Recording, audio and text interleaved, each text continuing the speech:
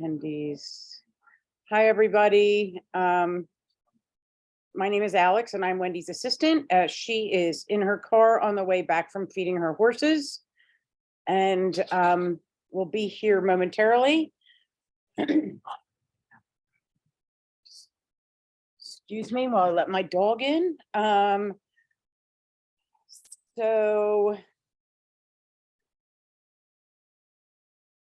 Okay, she just texted me and we should see her in a couple minutes. Apologize for the delay. We have done a webinar with you already. Is that correct? Yeah. You're going to talk about EPM this evening? Yes. Oh, I think this is a very confusing subject for a lot of people.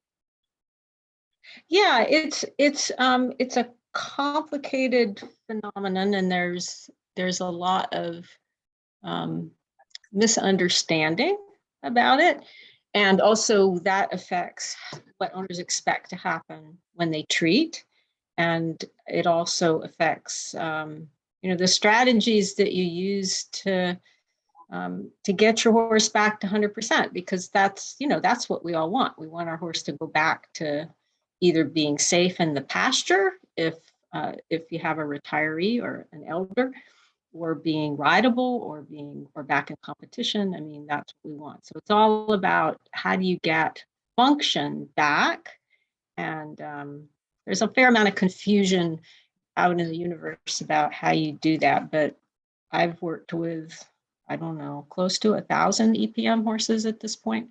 So I have some strategies that I use that are largely effective. And as always, the more an owner understands about what is going on, the more empowered you are. Information is empowerment, and the better decisions you make, the better questions you ask.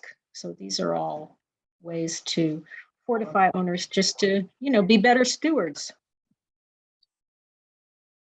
Okay, let me just tell Wendy we are underway. No worries. Okay. So let's just take a minute, and why don't you just sort of introduce yourself a little bit for people who we get a lot of returning webinar viewers, so they may know who you are, but there might be some new ones. So if you could just tell us a little bit about your background, and then we'll get underway with some of the strategies that you use with the horses that you've seen. And anybody who's here, if you want to put in the chat where you're from, it's always interesting to see where everybody's from. We get a lot of people from all over, so that's always interesting. And then if you have any questions, you can put those. I don't know if Wendy does those in the question and answer or in the chat, but we'll find them if you have any questions as the webinar goes on. Towards the end, Wendy will address some of those questions as well. Okay. So go ahead and get started, and Wendy's going to join us when she can. Yeah, so I'm Martha Faraday. So I'm a scientist, a Ph.D, and an equine nutritionist. And my original training is in evidence-based medicine. And for many years, I worked with physicians to develop evidence-based protocols to treat patients. So what's the best information we have about a problem, and how do we apply that information to specific patients, and how do we do no harm? So my background is in figuring that out from masses of information. And I became interested in horse health because I have horses and my horses were sick. And I couldn't find good advice about how to fix predominantly chronic problems. So that's how I ended up moving in this direction about 10 years ago. And that has become my passion, which is to figure out and then explain to people, how do you use what you put in the feed bucket to prevent illness, to fortify your horse, to master any kind of illness or other problem going on. And, how do you then also ensure a vibrant, competitive life if you're riding a horse you're competing on? How do you support a horse as he or she ages into excellent quality of life? These are all questions as horse owners that we all struggle with, you know, because it seems like, as my other half says, they're always trying to die. So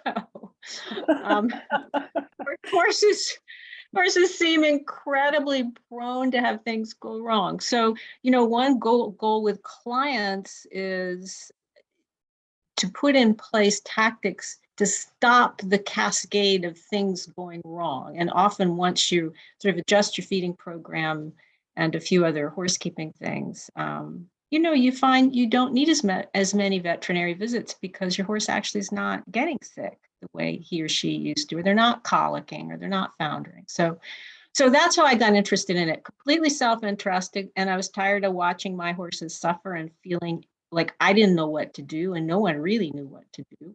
And then I found out there are lots and lots of people like me out there who had horses who were not doing well, and they needed help. And so that became, you know, that became kind of a new career direction for me. I work with lots of EPM horse. So I'm based in Berryville, Virginia, but I work all over the country virtually with photographs, and with EPM, video is critical to see how your horse is moving and whether he or she knows where their feet are. So, so I work all over the country that way, and not just EPM, although I do a lot of that, but all kinds of complicated stuff that's not getting solved. Because if your problem got solved by straightforward approaches, you never talk to me. You're only talking to me if you tried 18 things and your horse is still struggling. Yes, the note just popped up. Yes, PSSM horses, founder horses, IR horses, Cushing's horses, all those complicated things that it's hard to manage. That's really the niche. That's really what's become my niche, because that's where owners stress and struggle. It's where horses suffer.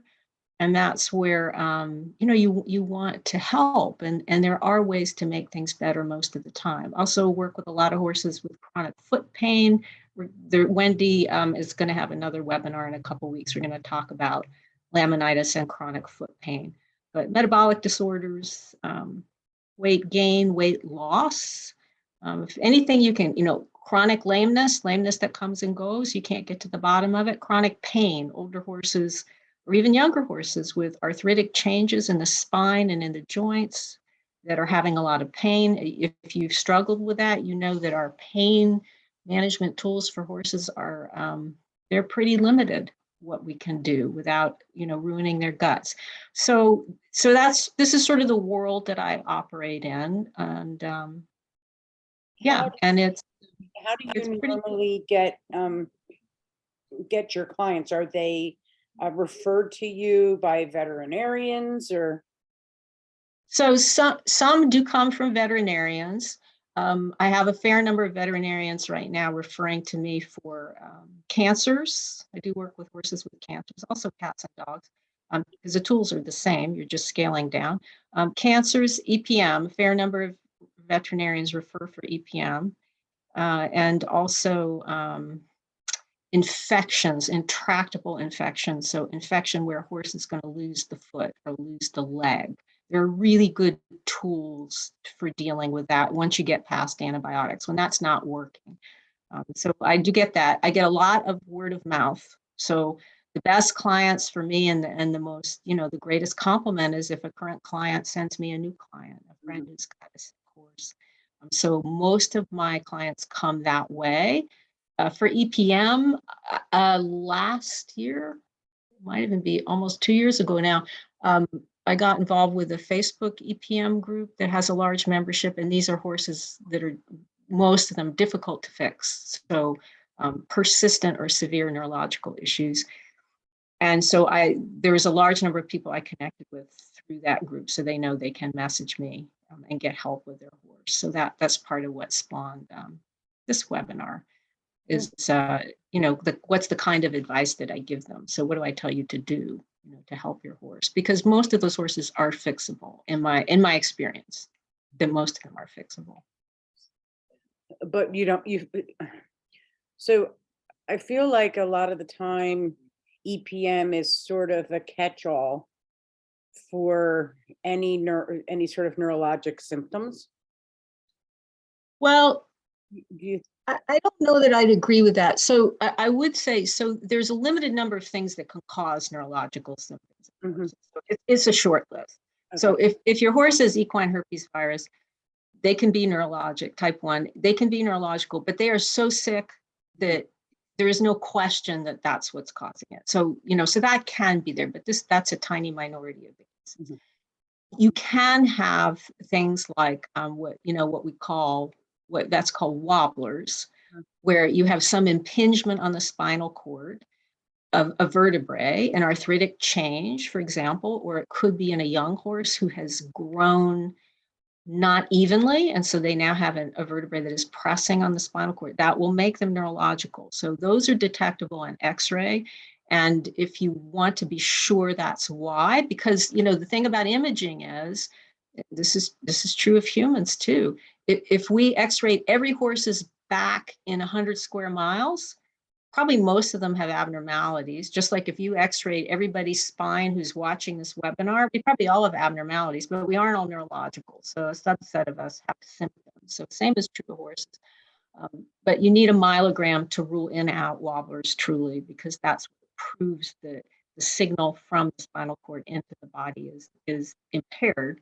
But most vets who study neurological disorders, and by this I mean academic vets, that the view is that greater than 90% of neurological symptoms in horses are probably EPM, because there just isn't really anything else. If you've ruled out wobblers and your horse didn't have an injury to his or her neck, and they don't have equine herpes virus, then or neurologic Lyme, I mean, you can have that, but that's not common, then most of it's probably EPM, because the exposure in most areas of the country is pretty high. I mean, if you're so where I am in Virginia, EPM is rampant and epidemic. There are areas of the country where it's absolutely epidemic, and it seems to be creeping into areas where it didn't used to be common. So your horse is going to be exposed. So that's sort of the common denominator across these, trying to figure this out, is if the horse has been exposed and they are symptomatic, then, so could it be something else? Yes, but it's logical to sort of pursue this diagnosis first, because it's relatively straightforward in that sense. So can you tell, I'm just curious, they do a blood test, right? Yeah, I have a PowerPoint. You want me to put that up? Because I think that I put that, I've got to figure out how to share my screen. Wendy should be with us. She's by her warehouse and couldn't get the Zoom link. So now she's headed home. So that's the Wendy. That's the current Wendy update. Okay, let me see. So how do so I'm a tech moron. Okay, so how do I share my screen? I think I have to permit you to. Oh, please hold while I mess this up. Multiple panelists. Yeah. Okay, so you should be able to share your screen now. Okay, where do and I? You'll open up you'll have your PowerPoint open, and then you'll click on the share screen button, and it'll open up and you'll see your screens, and you can select which one you want to share. Okay, where's the share screen button? Sorry. At the bottom, a green button on the bottom row of your Zoom screen. And I see it not. So on the bottom, there's a bar at the bottom of the screen that has like your mute, your video. Oh, I see it. Okay. Share screen. Okay. Yep. Share screen. Click on that. There you go. All right. So let me see if I can. There you go. Change this to, now I should have done the half a second. You can go out and change it again if you want. Yeah, I need to get the PowerPoint in the right. Right. You have to just open it. It's there, but. So if you, okay, hold on a second. Let me go back. Stop share, get your PowerPoint up to full screen, then hit share, and then select that screen. Yeah, all right. Thanks for those of you who are bearing with us. This is Thank you all. Yes, sorry. It's no worries. here we go. Let's try this. Let's see if Our that viewers works. are very loyal, so they'll hang in with us. Don't worry. Okay, now the problem is I can't, where's the button that lets me share the screen? Okay, so down at the bottom of the Zoom. I know, but I can't, I no longer see the Zoom because now Okay. Okay, so do you have a bottom bar on your computer or something that can be Zoom? So I minimize. I did until I did this. Oh, so That's can the you problem. make it a little smaller? Yeah, let me just make this. Right, let's try that. No, it doesn't do that either. Let me think about this. If I could just. There's a car. There's a car. Oh, there's people. Yeah, Oh, Wendy's coming. There's Wendy. maybe she knows. Get me in the air. Alternatively, I can. Okay. Hey, I'm talking. Wendy, you're muted. Can you hear us, Wendy? There we go. There I am. Hi. Thank you, Hi. Alex. So, yep, so Martha's just trying to share her screen. She was trying to maximize her PowerPoint and then share the screen. So we're just working on that at the moment. Yeah, it's not being very. Got co-host capability, so I can probably, let me reclaim host. And then I can probably sort that out from here. Yeah, it's gonna try and. Gotta make you co-host, and then what I usually do is pin, and there you go. Okay, so I'm trying. Here we go. All right, so I'm gonna pull. Hang on a sec. Let's see if that works. Yeah. hang on. All right, can you see that? Mhm. Yep. Okay. Okay, great. If you don't Super mind, duper. I'm just gonna stay and listen. Okay, Yeah. sure. Yeah, absolutely. Absolutely. Okay, so, Wendy's in charge, everybody. okay, Wendy, do you want to say anything? You want to talk since you came charging in? Hi, sorry I'm late. I was with my horse. He's trying to get an abscess, pop an abscess. So we were looking at him and I lost track of the times. No, it's the land of horses, right? It's And it's so nice to have good staff. They can call up and go, I am not gonna make it start. Thank you. yay, Alex. I will share, I was in my pajamas and I ran in my bathroom, brushed my hair and threw a sweatshirt on. So just for the record. Okay. All right. Well, we're here now. So we had started talking, Wendy, about EPM in general and how people struggle with that. So I have some slides because some of this information it's difficult to hold when it's not something you're working with all the time. And I assume you can put these slides someplace where people can have It'll be access. right in the Okay. Yeah. So it also gives you something to go back to. So that was the other reason. So what's EPM? So this is a parasitic infection. It's by a protozoa. So it's microscopic. You can't see them. You're not going to see them in your pasture. And it's not a worm. There's some confusion. Sometimes people think it's a worm. And if I worm that gets it, it does not. This is an infection by something that's microscopic and it gets into your horse's spinal cord. So this is not a worm.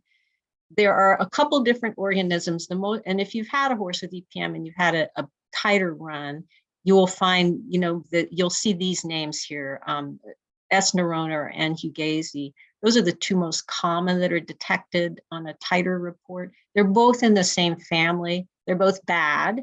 Hugasi is probably, I think, clinically worse often and harder to shift. So that's what it is. And the point of this diagram, which comes from the US Department of Agriculture, is that this is carried, EPM is carried by all these creatures, raccoons and skunks and cats in one form, but it does not become a danger to your horse until it passes through the possum. So the possum is the vector here for infecting horses. And when the possum passes it through its body and out in its droppings, horses will ingest, that's called the sporocyst. Horses eat that. And when they eat that, that's how they get EPM. So basically they're consuming the protozoa that has been expelled by the possum. So the possum is the problem here in terms of how your horse gets EPM or gets exposed. We'll make a distinction there. So how does your horse get diagnosed? So, most horses get diagnosed because they become symptomatic. So you see something your horse is doing that's quite strange, or your horse has a fall, or a leg they can't control, or starts doing things behaviorally that's not normal for your horse, where in some cases they may have whole body wasting. So there can be muscle loss. Sometimes it's only on one side of the body. So there's a variety of things that can suggest perhaps that the protozoa is the problem. So the way that most horses get diagnosed is a measurement of protozoa antibodies. And you can do this two ways. You can measure it in blood. That's the most common, most straightforward. It's just a blood sample and it's sent to one of several labs, and it will come back and give you what's called a titer.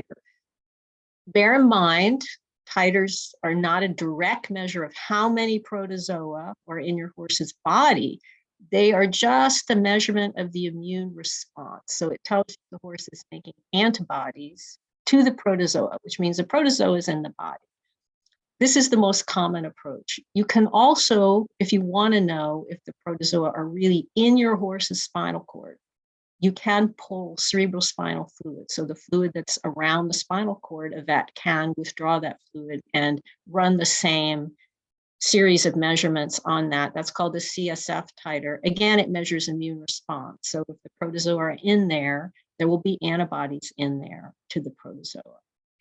A behavioral neurological exam is absolutely critical to diagnose this. So your vet can document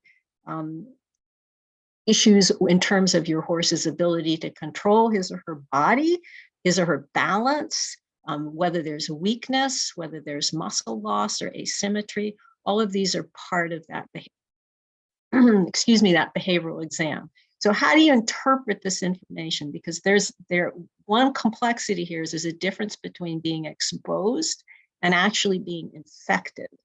And that, I think that's on the next slide. So the interpretation is if you just do a blood titer and your horse is symptomatic, in most cases, so I would say greater than 90% of the time, this is suggestive of having an infection.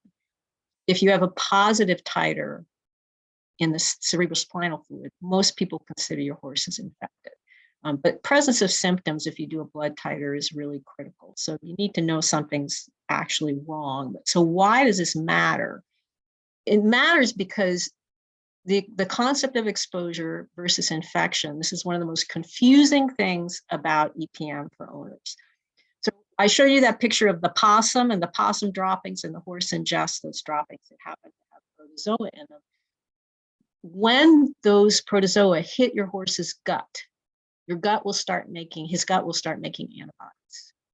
Now notice the protozoa have just hit the gut wall. So 65% of the immune system's in that gut wall. The immune system's behaving correctly. It knows there's an invader. It will immediately start making antibodies. So at that point, if you measure your horse's blood, that horse will have a positive blood titer. They're making antibodies. Protozoa have come into the system.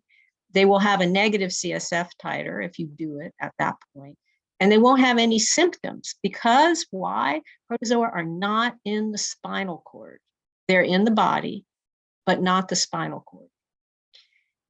An infection is when the protozoa cross the blood-brain barrier, get into the nervous system, and now they are colonizing and replicating in the spinal cord. And now you have symptoms.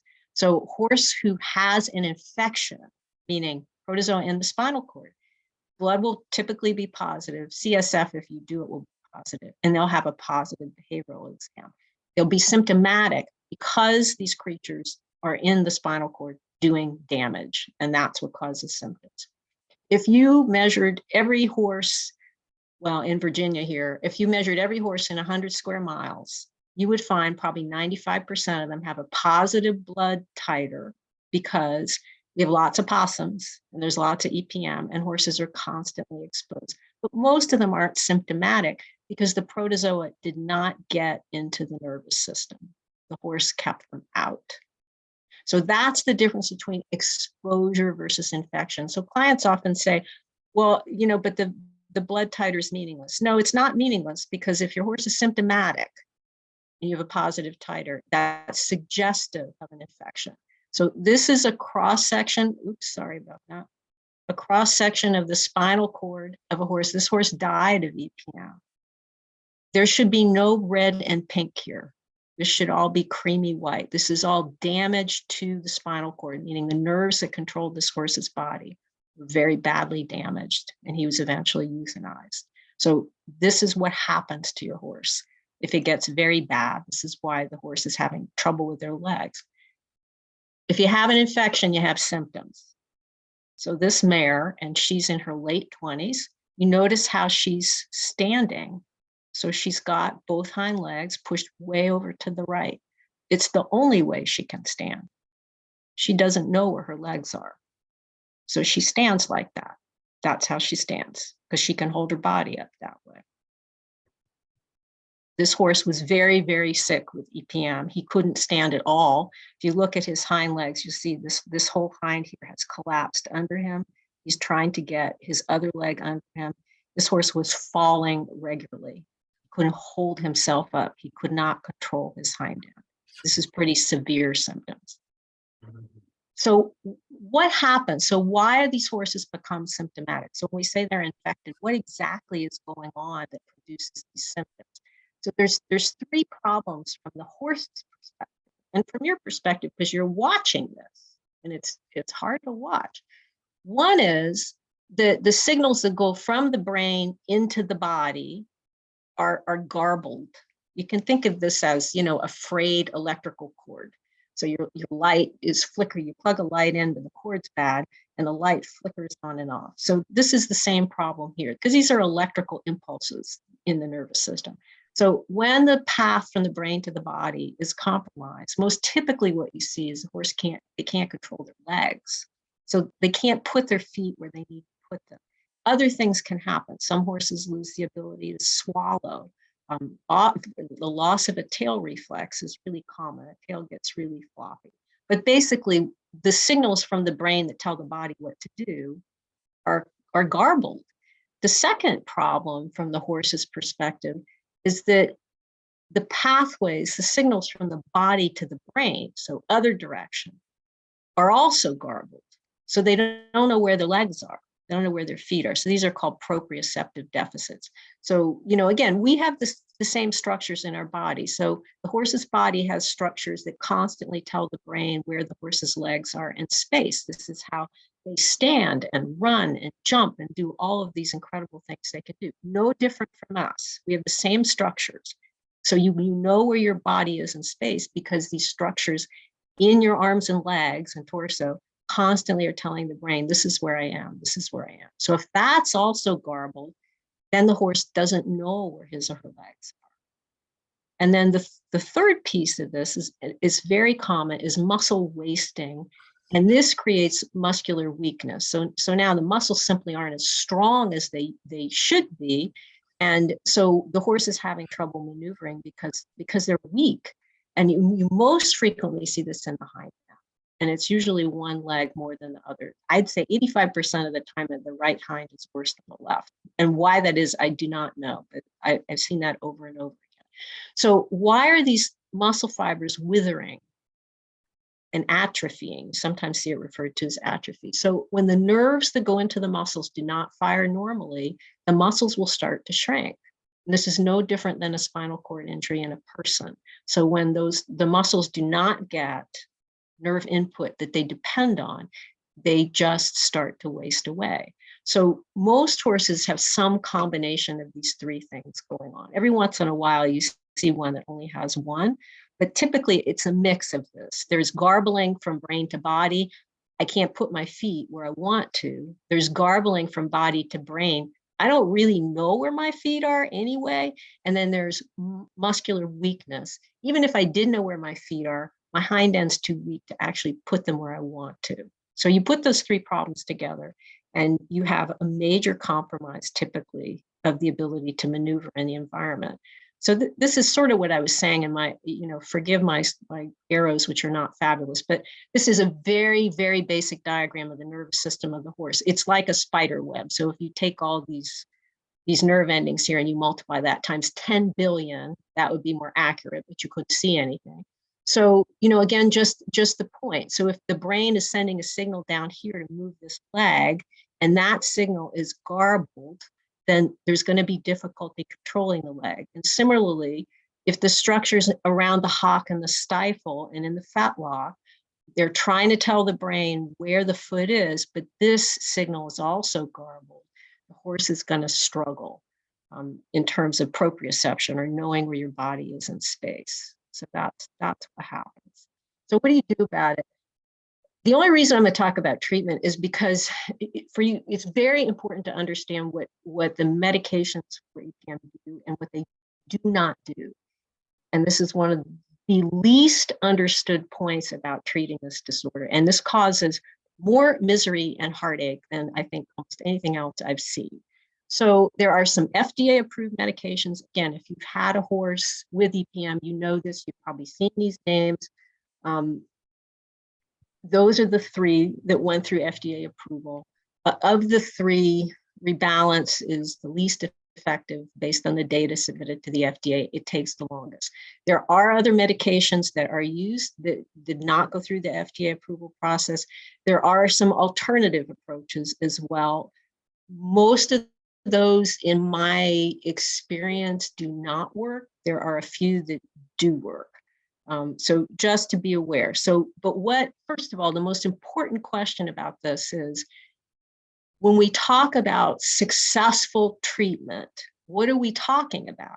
Now, what owners mean down here, if my horse is treated successfully, my horse is normal. That's what we mean. That's what we want, right? However, these medications and these drug trials, that's not how success is defined. Success is defined as the improvement of one neurological grade on this scale. So if your horse was in the FDA trial of Marquis, which at the time was called Panazaril, and you can buy Panazaril now, it's generic Marquis, and they went into the study as a grade 3 neurological horse having these problems, so very obviously struggling to walk and to turn in particular, where if you lift their head up and extend the neck, they often will have a lot of trouble standing up. So your horse went in as a 3, and at the end of treatment, the horse is a 2. That's a success based on how drug trials are run. If you went in a 4, came out a 3, that's a success.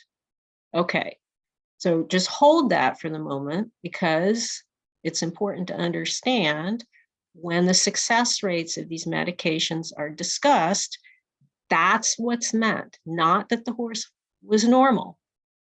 In fact, none of the horses in the FDA trials were normal at the end of treatment. Not one, not one.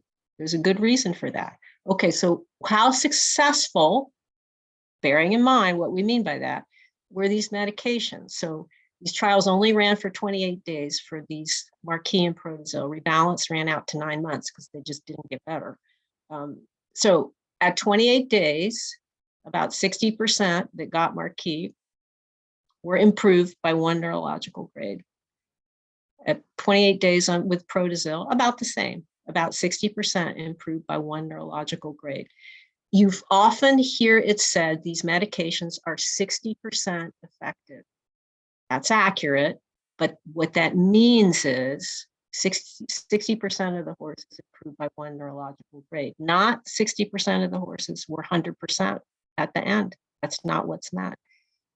Here, these horses were all videotaped, and these ratings of improvement were made by the attending veterinarians. And then the videos were sent to another set of veterinarians to verify, is this indeed what you see? Do you see that this horse is better? The verified rates for both of these meds, notice, are much, much lower.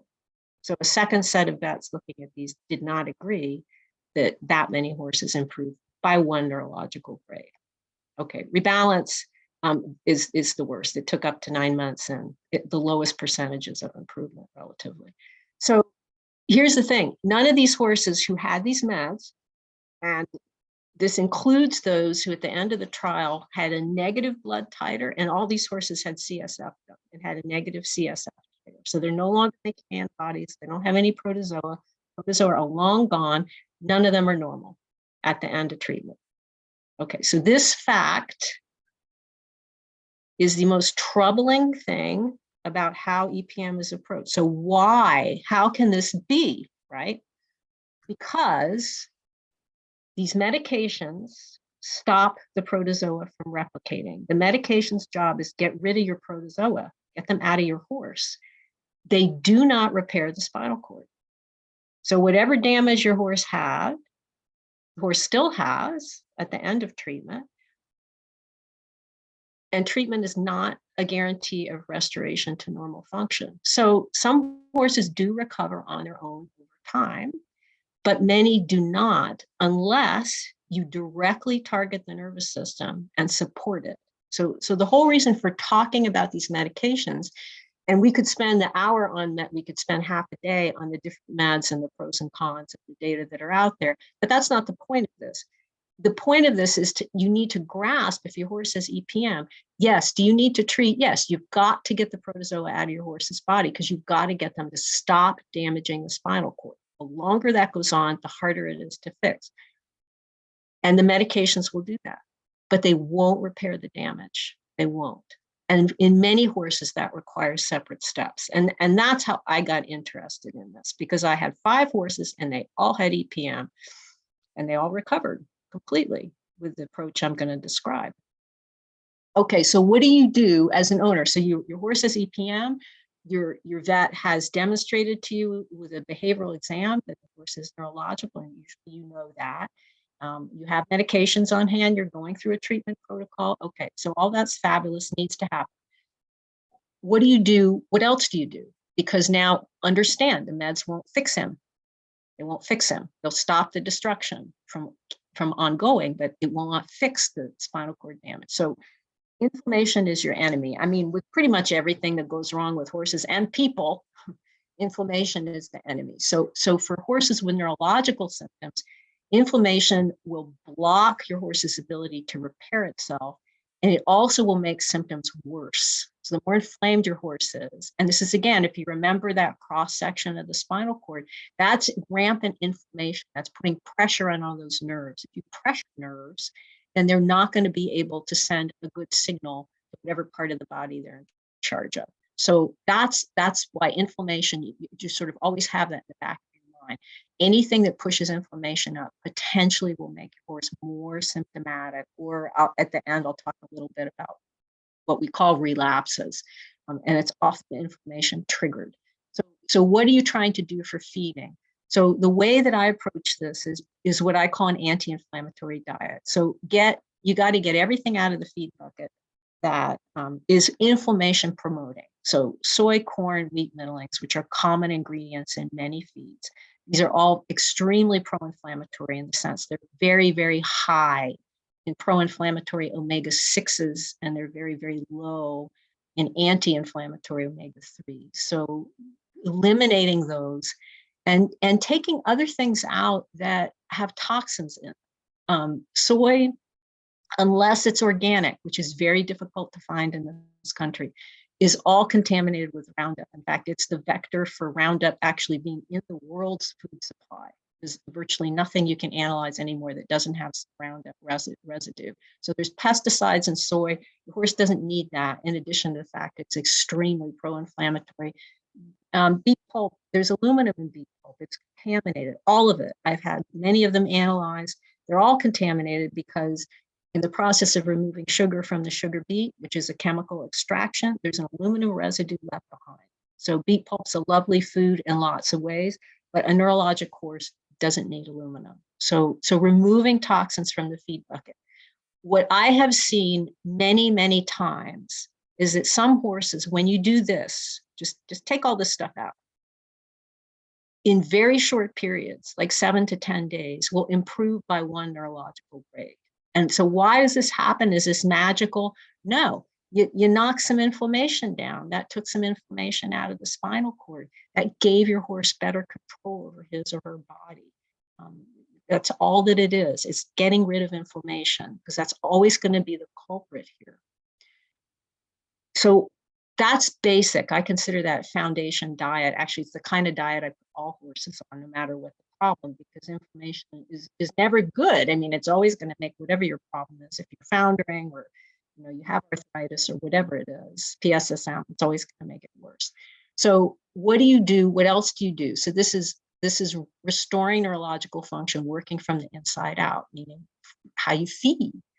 What I do is create custom protocols for horses that are based on age, breed, prior medical history. So what other problems does this horse have? As well as how bad are the symptoms? How long have they been around? Because that affects what you're going to use. People often ask, well, what do I feed my EPM horse? And the answer is, well, there's some basics that are the same, but exactly what you do depends on.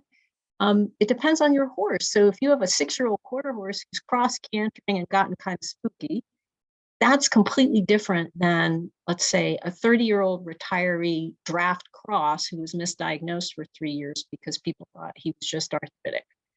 So those are going to be different. Those horses have somewhat different needs. But basically, this protocol takes into account those. And then how bad your horse is. A horse who has no clue where their right hind is and can only stand up leaning on a fence or the side of a stall is very different from a horse who is maybe tripping some in front because the back is weak, but that's a little bit different. So the protocols use different substances. Most of them I call nutraceuticals, but sometimes very specific nutrients, single nutrients, and sometimes herbs. And these do a whole bunch of things that allow your horse's body to fix itself. So critical is stimulating the release of nerve growth factor, because that is a signal to the nervous system to repair these neurons, repair the spinal cord.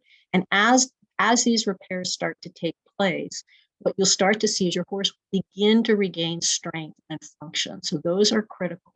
You have to control inflammation, not just in the whole body, that's important, but in the nervous system itself. So some of these are intended to target inflammation that happens in the nerves, because if the nerves are inflamed, they can't fix themselves. You have to heal and strengthen the gut. Your horse's gut is the first line of defense for all kinds of things. But with EPM, that's the protozoa hit the gut first. If your horse has a strong, healthy gut mucosa, that is going to impede protozoa prancing through there and heading straight for your horse's spinal cord. So healing up the gut, making sure that gut is working really, really well, because that supports your immune system. That's part of optimizing immune function. Optimizing immune function means you don't want the immune system gone insane, because sometimes that will create even more inflammation. So you're trying to balance it. You want it strong and functional, but not overreacting. And then these horses often, have years of being fed things that aren't great for them. So supporting some kind of detoxification by the liver and kidneys. So supporting the liver and kidneys to do their job super well, keep the blood really clean, keep everything in really good working order, because ultimately your horse has to fix himself or herself. There's nothing we can do. We can't go in there and put in a new spinal cord. They've got to do it themselves. So what you're doing is putting them in the position where they can do that. The other side, so that's what I call inside out. So what you put into the horse, and then the horse uses those tools to restore themselves. The other part is the outside in. And this is exercises to strengthen muscles that are weak, and strategies to improve proprioception. So in horses who don't know where their feet are, you can help them by doing things with them so they register, oh, wait, there's my foot.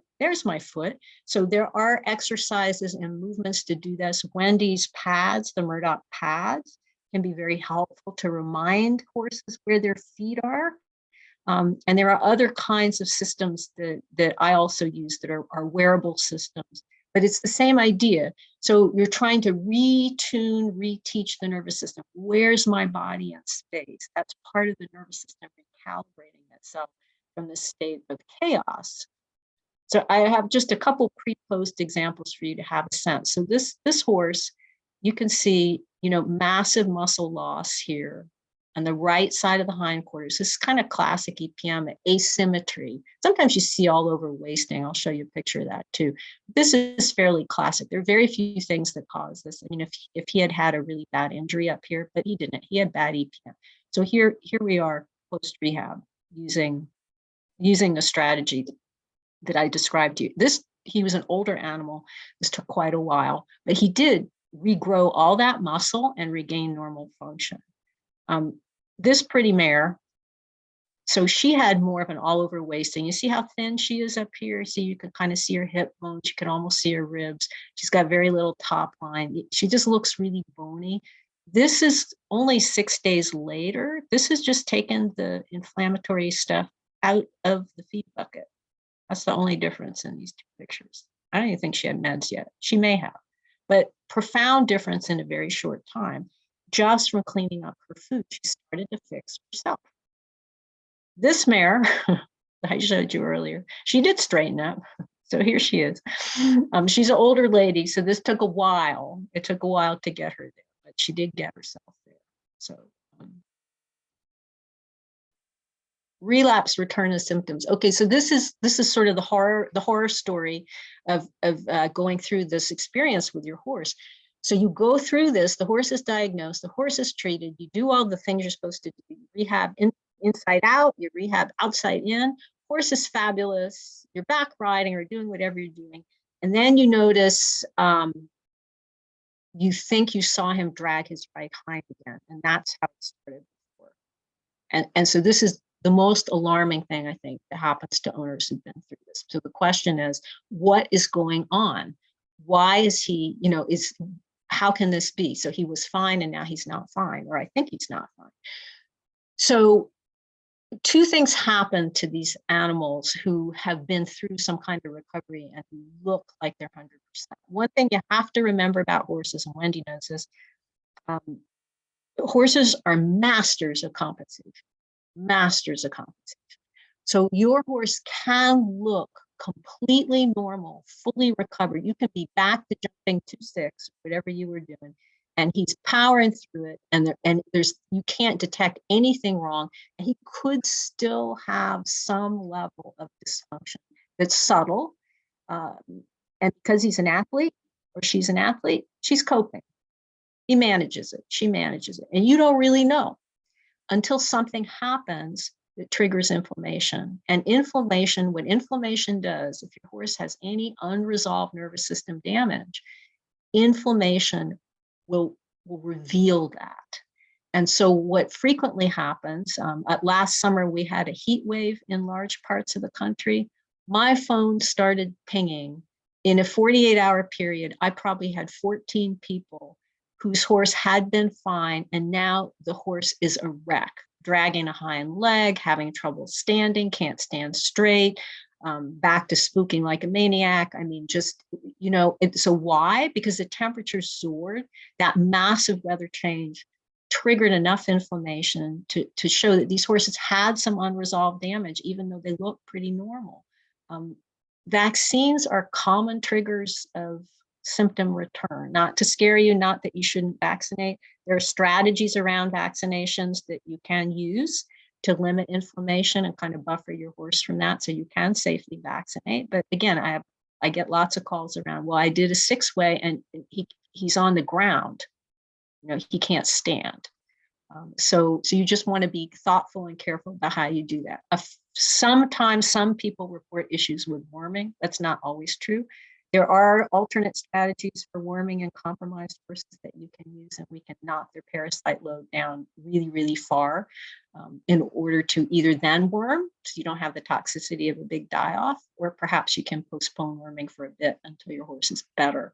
And other stressors, social stressors, change in herd dynamics, change barns. All of a sudden, the horse is now symptomatic. Some horses are super sensitive, change hay.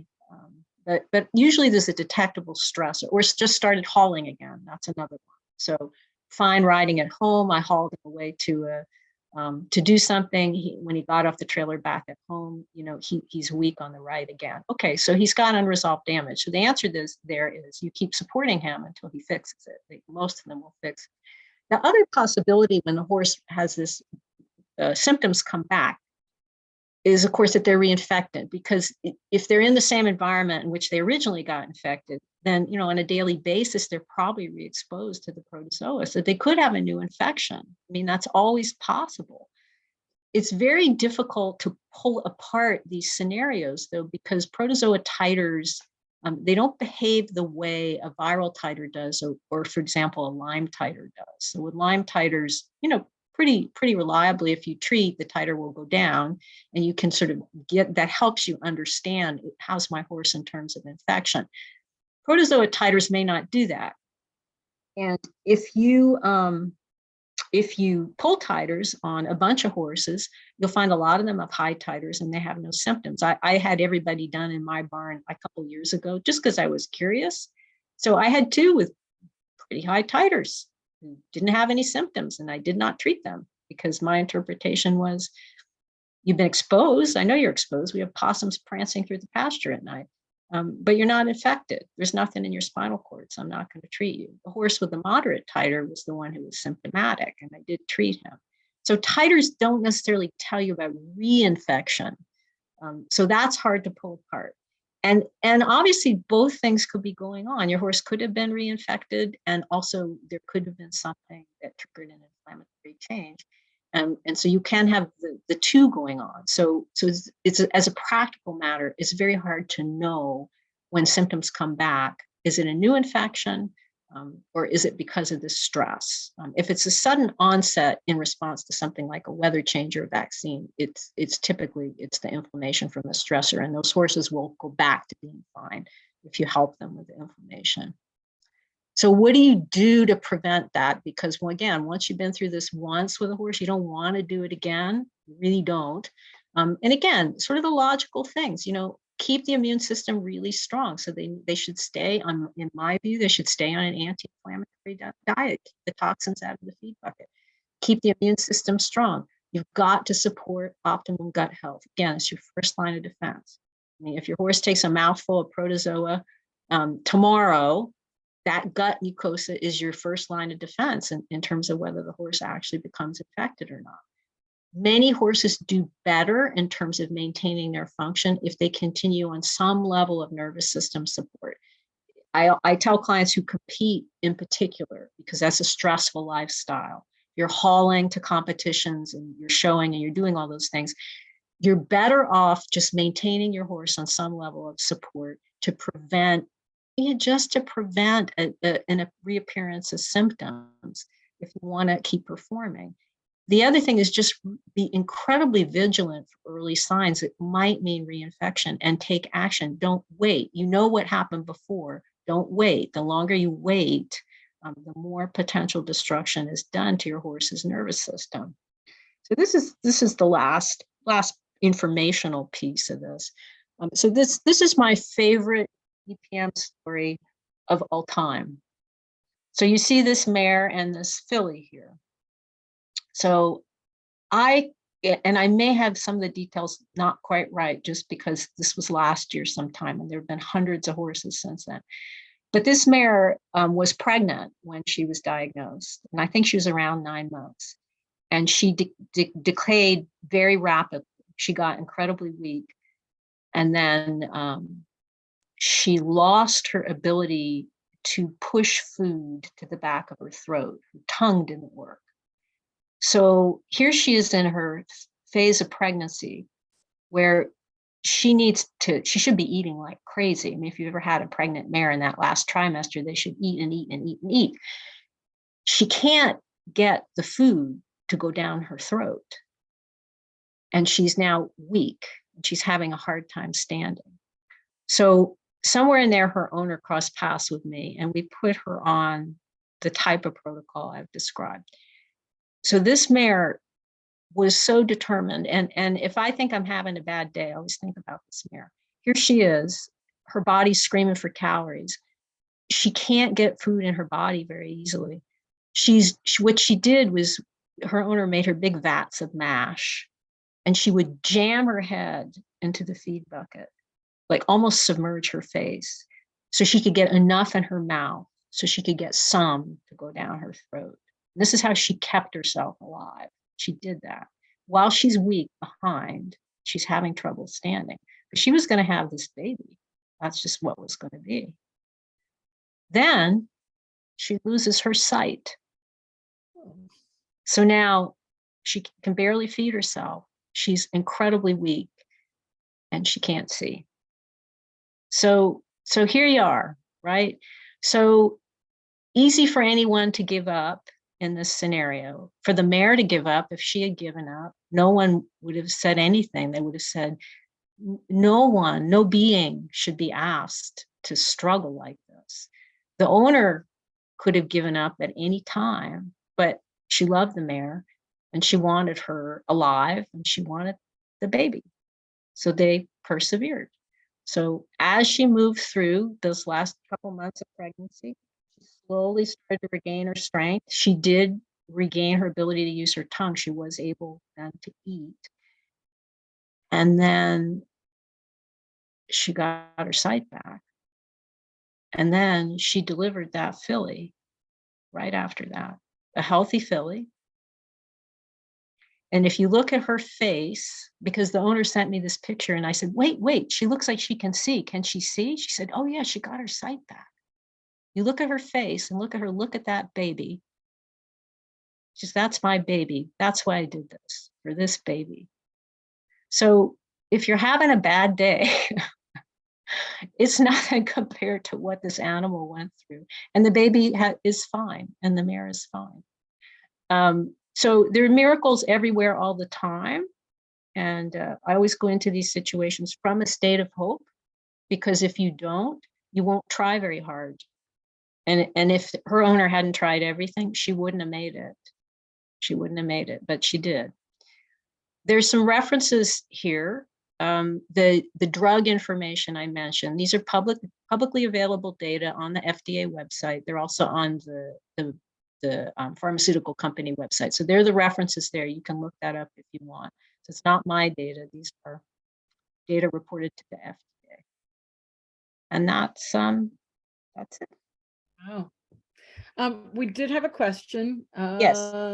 Somebody said, someone said 3 of her 4 horses had EPM and their primary symptom was falling, and one of them had problems with the right hind. But someone asked, can you explain what you mean by neck extension? So if you watch a vet do a behavioral neuro exam, one of the things they do is they lift the head up.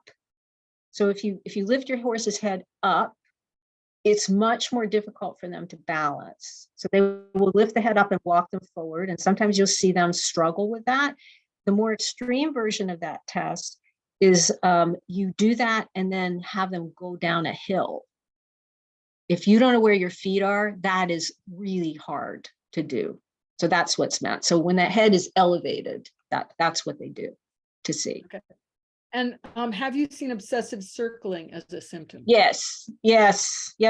I have seen obsessive circling. I've also seen horses who it was sort of obsessive, but also they could only actually walk in one direction because they didn't know where their feet were and they couldn't turn the other direction unless you redirected them. But yes, you can have that for sure.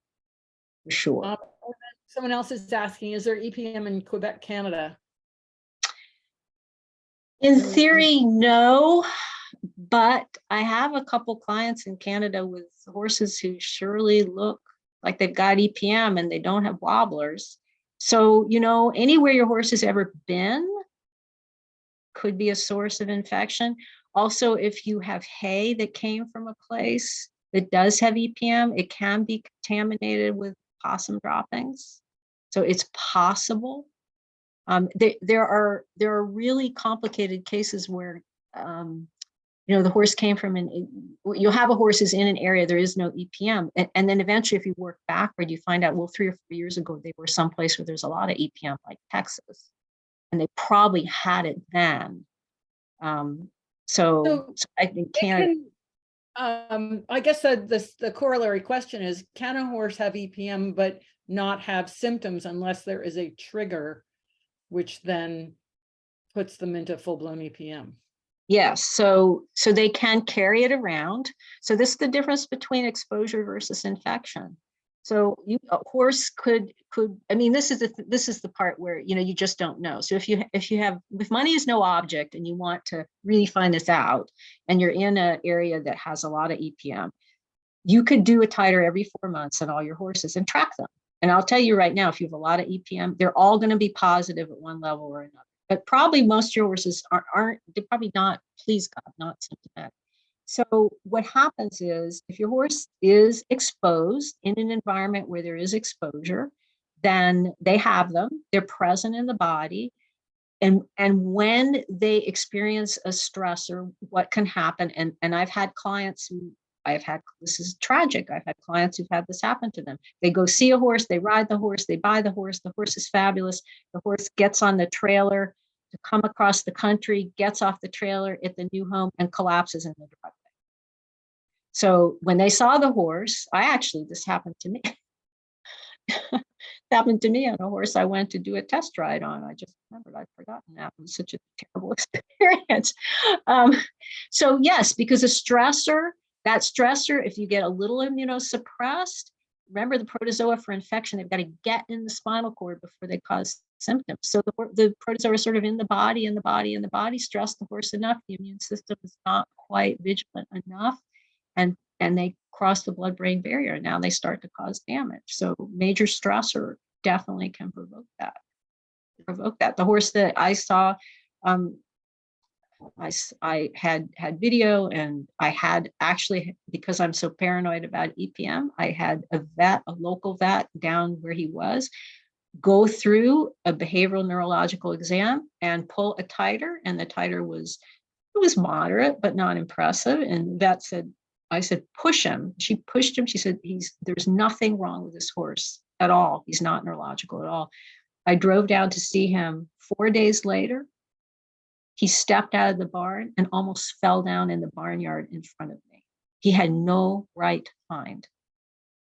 And the people selling him they couldn't figure out what had happened. And that's what happened. They got into the spinal cord. Yeah. Okay. Somebody's asking, what is it about the possum and not other animals that this protozoa? The answer would be a very long one that has to do with how protozoa replicate, and I don't know that answer well enough to tell you. I would have to go back and reread it. But there is something about the protozoa go through life stages, and there's something about the body of the possum that allows them to move into this infectious stage. And that's even though like Lyme has to go through deer and mice before. Yeah, right, exactly. It's the same thing. So it has to go through this process. So, if you have cats, they probably have it. It doesn't cause symptoms in them. And if you see raccoons, same thing, and skunks, it's just around. But the possum is the problem. So, keeping possums out of your barn and out of your hay, but they're going to be, how do you get rid of possums? I mean, I don't know. If someone has a good idea, I'd love to hear. And they're supposed to eat a lot of ticks, like 4,000 ticks. Right. They eat lots of ticks. So you don't, they're part of the environment. Really get rid of them, because then you'll have rampant Lyme disease. Yeah. So right. So the thing is, when you're in an environment and your horse is exposed, is to employ these strategies, because in theory, most horses who are exposed do not get infected. So you want to keep your horse in the category of not being infected, which means gut is good, immune system's good, other conditions are well managed. A lot of these horses that I see, they've got other problems that aren't really under good control. And so so your horse is, PPID Cushing, and they've got sore feet all the time, and their body condition is really not right. And now they've got EPM, you have a body that's been struggling, and that creates an opening for other things like EPM or Lyme is the other one. And a lot of these horses are co-infected with Lyme too. Yeah, that would surprise me. Yeah, it's very common. Someone's asking, after EPM, my horse came up with polyneuritis. Now EPM negative, what would you suggest to support the immune system? He was treated for polyneuritis with Levamisole. yeah, thanks. Yeah. So polyneuritis, all polyneuritis means is there's inflammation in the nervous system. So neuritis is a word, it means nerve inflammation. Poly just means, kind of global or multi-causal inflammation. So the way that I approach that, and I will also tell you that in my view, all horses who have EPM have some degree of polyneuritis. I don't consider it a separate entity. I think it's a consequence of having something attack your nervous system. The nervous system is irritated and inflamed after. So again, same approach, using nutraceuticals that knock inflammation down in the nervous system, because that's what the neuritis is. It's chronic nerve inflammation. So getting that under control, and that should get symptoms under control. And there's a number of ways to do that, but it's very tractable. Levamisole is a medication that it interferes with the cytokine cascades in the nervous system. So it blocks some cytokine release. And so that's the theory behind using it. You can use some herbs to do that. There are specific nutraceuticals that work very well to do the same thing. So, similar tools, but you can knock it down. Somebody's asking if all possum feces are contaminated. I don't know. I would assume so. I mean, I have a colleague who lives in an area where EPM is as bad as it is in Virginia. And what she does is, because there's so many possums there, she has an alternate strategy. It's one of the few that I think actually does work to treat EPM if you don't want to do standard medications. She puts her preparation out in water buckets that the possums use. And so she treats the possums. Oh, and smart. So then if you treat the possums, there's no protozoa in the poop because you clean the protozoa out of the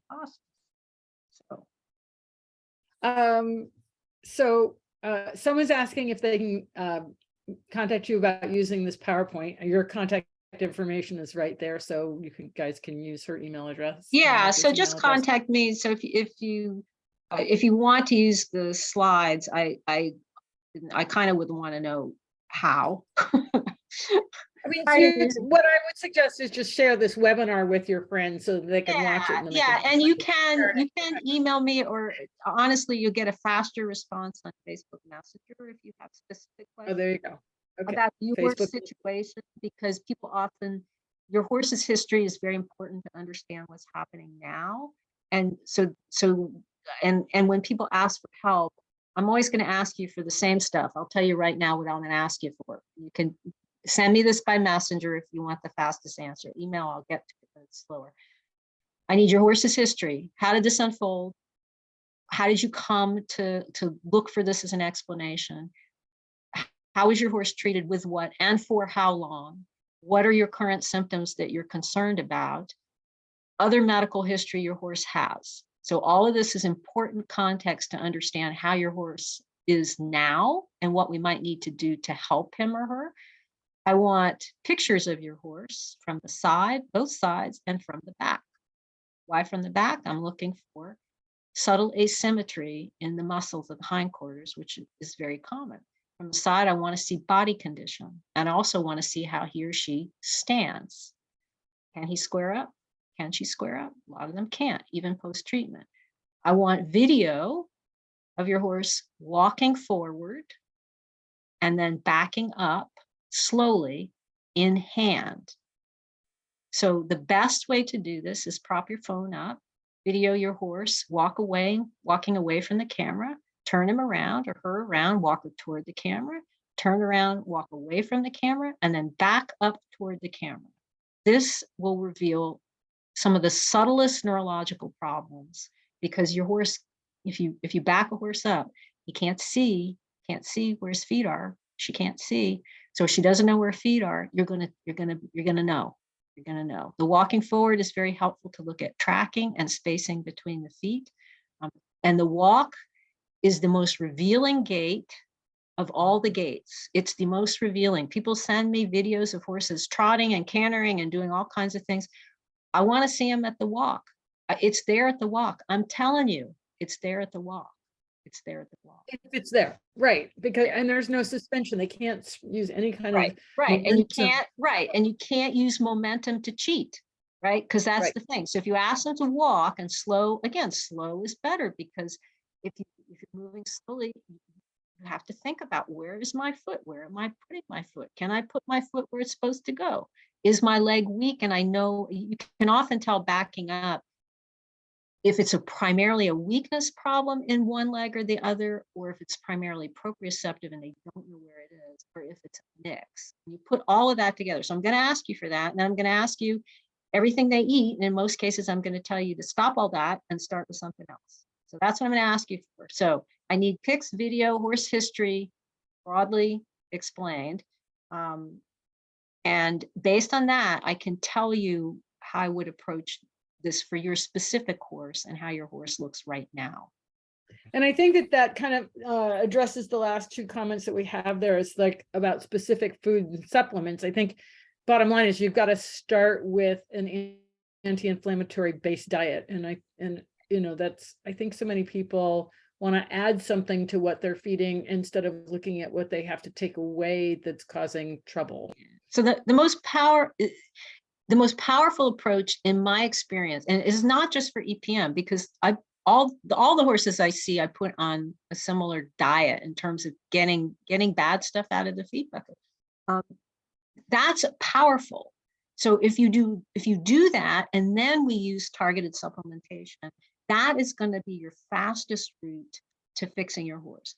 There are circumstances where the owner doesn't want to, or doesn't have access to other feeding elements, or the horse is at a boarding stable and the stable will only feed a specific thing. Okay, we can work with that. You know, we'll work with that. We'll figure out what to do for that.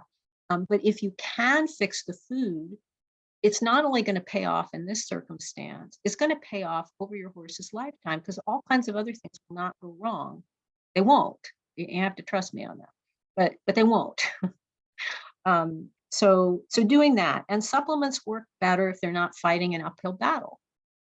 So, you know, so if your horse's feed is really very gut unfriendly, and then you're putting in supplements to support the gut mucosa, you're kind of at cross purposes. It'd be better to put them on what I call clean whole food that the body recognizes as food and that's minimally processed or not processed at all, and then let the supplements do the short list of them that actually do what they're supposed to do. Let them do what they're intended to do, and really, this is in service to your horse's capacity to heal. That's what this is. It's not really magical at all. It's simply harnessing your animal's resilience, and horses have tremendous resilience and capacity to recover. Awesome. Well, I think that that kind of concludes our questions, and I'll just, if you want to stop your screen share, the top there, we'll just walk this up. Yeah. So, thank you so much, Dr. Faraday. I didn't really do a real intro, but that's okay. I think we can roll with what we have, and it's just been a pleasure. And we're going to be speaking with you again later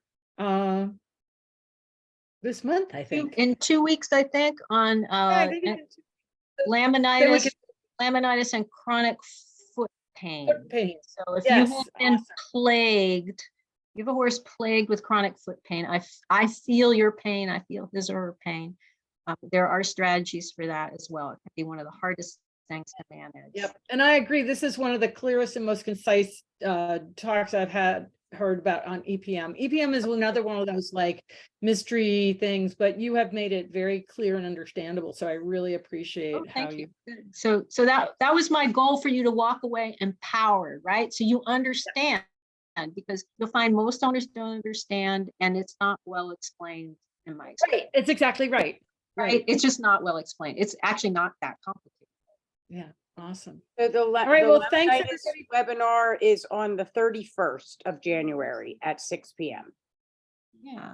Okay. Awesome, and I will try to do better. I've got to get back in that hang of So Alex, I need a backup text, okay? She'll back Well, me up. now that I know that you were off doing something with your horse, I'll tell you. Yeah.